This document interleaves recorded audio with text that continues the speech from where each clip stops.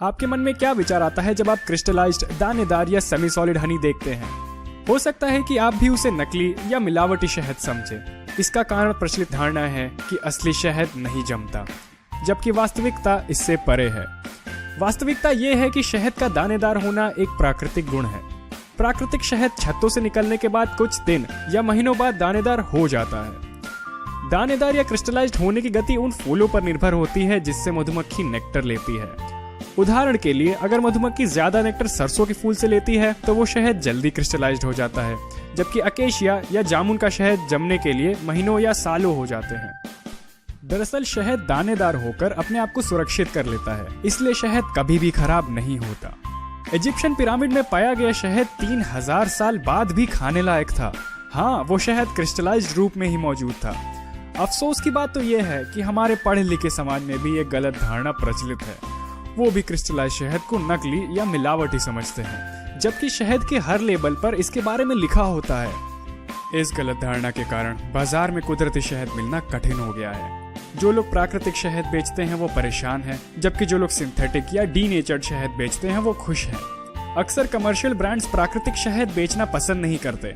शहद को क्रिस्टलाइजेशन से बचाने के लिए शहद को गर्म किया जाता है, अल्ट्रा फिल्ट्रेशन किया जाता है और उसमें रसायनों का उपयोग भी किया जाता है, या सीधे नकली शहद जैसे कॉर्न सिरप या राई सिरप का उपयोग करते हैं, जो कभी भी क्रिस्टलाइज नहीं होता। हाल ही के डेटा के अनुसार भारत से 90% सरसों का शहद निर्यात होता है। मधुमक्खी पालक जो इस अत्यधिक लाभकारी शहद को निकालते हैं उसे उपभोक्ताओं तक नहीं बेच सकते। उसका कारण यही गलत धारणा है। इसलिए उनके पास एक ही विकल्प है कि वो शहद को एक्सपोर्टर को बेच दें, वो भी सस्ते दामों पर। जबकि विकसित देश जैसे अमेरिका और यूरोप में ये गलत धारणा नहीं है।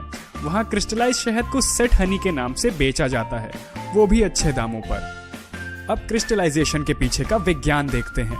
शहद मोनोसैकेराइड्स का एक सुपर सैचुरेटेड मिश्रण है जिसे डेक्सट्रोज और लेव्युलोज कहते हैं। इनकी मात्रा 70% से अधिक होती है।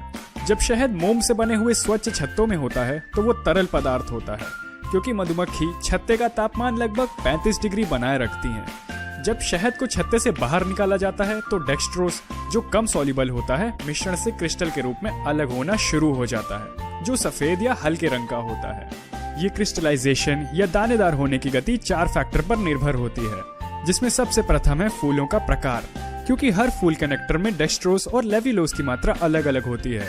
अगर डेक्सट्रोज की मात्रा अधिक हो तो शहद जल्दी दानेदार या क्रिस्टलाइज हो जाएगा, और अगर डेक्सट्रोज की मात्रा कम हो तो वो शहद देर से दानेदार होगा।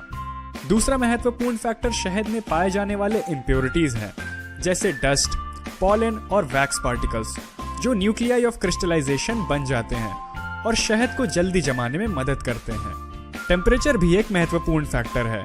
कम तापमान शहद को जल्दी जमाता है, इसीलिए विश्व के किसी भी शहद के लेबल पर लिखा होता है कि शहद को फ्रिज में ना रखें, क्योंकि शहद को फ्रिज में रखने पर शहद जल्दी क्रिस्टलाइज हो जाता है। शहद के लेबल पर यह भी लिखा होता है कि शहद अगर क्रिस्टलाइज हो जाए तो उसे गर्म पानी या धूप में रखें, क्योंकि 40 डिग्री तापमान पर पहुंचकर शहद वापस तरल या लिक्विड हो जाएगा। एक और फैक्टर पीरियड ऑफ इमोबिलिटी है। अगर आप शहद रोजाना उपयोग करते हैं तो वो शहद जल्दी नहीं जमेगा, क्योंकि रोजाना बॉटल हिलने से क्रिस्टल सेटल नहीं होंगे। लेकिन अगर शहद को अधिक समय के लिए रख दिया जाए तब शहद जल्दी जम सकता है। क्रिस्टल बनने की गति से शहद का टेक्सचर तय होता है।